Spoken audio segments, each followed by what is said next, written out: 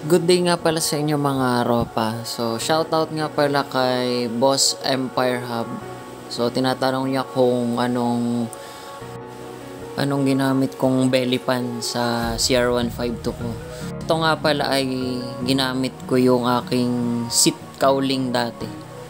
Dahil hindi ko na nga siya nagagamit, naghanap ako ng pwede kong paggamitan sa kanya. So, decide ako, gumawa na lang ako ng bracket para dito sa ating project na na belly pan.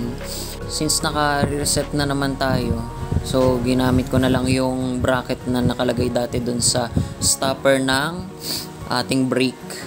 Tapos doon ko siya ikinabit. Napakatibay niyan, kahit alugin mo yung yung pinaka belly pan, uuga din yung motor. Kasi okay yung pagkakamount. Tapos yan yung pinaka-itsura niya pag malayo. Tapos wala namang special dito sa ating ginawang ito. So talagang makalikot lang talaga tayo. And may project talaga akong gagawin dito. Ito pansamantala lang. Tapos gagawa ako ng fiberglass na engine cover talaga mismo. So ito siya, papakita ko. Yan yung pinaka-molde pa lang. Tapos nalagyan ko na siya ng fiberglass.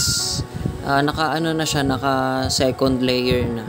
Then mamasilyahan ko na lang. Tapos gagawa na lang ako ng mga bracket para mailagay natin before DGR.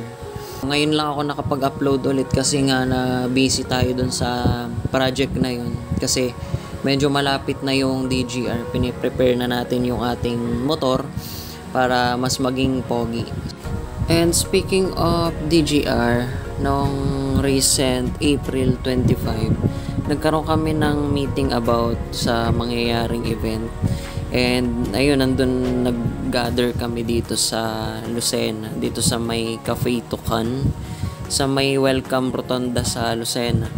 And napag-usapan namin kung ano yung mga preparation na mga gagawin this coming May 18 para sa Distinguished Gentleman's Ride. So lahat ng ng mga classic motorcycle riders ay magtitipon-tipon dito buong Quezon, and gaganapin ito 2 PM base sa napag-usapan. So sa mga gustong sumama, meron naman kayong mga group, bawat lugar naman yun. Pwede kayong mag-message. May time pa naman para makapag-register. Bale, ito nga pala isang fundraising activity na ginagawa sa buong mundo.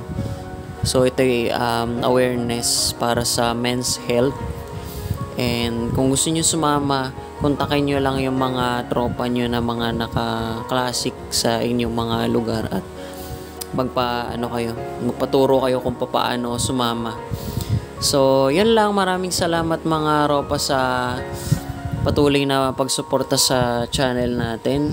And if may mga katanungan kayo, wag kayong mahiyang mag-comment dito sa bawat videos na mapapanood nyo, kasi sumasagot naman ako sa mga comments nyo. Tapos like mo na rin, tapos i-share mo na rin sa mga tropa nyo, and mag-subscribe.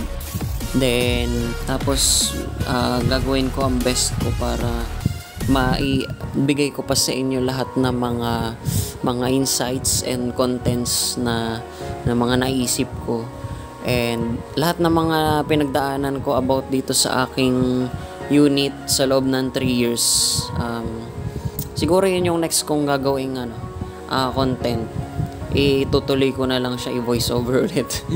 Okay, so ayun lang mga ropa, maraming salamat. Ride safe always.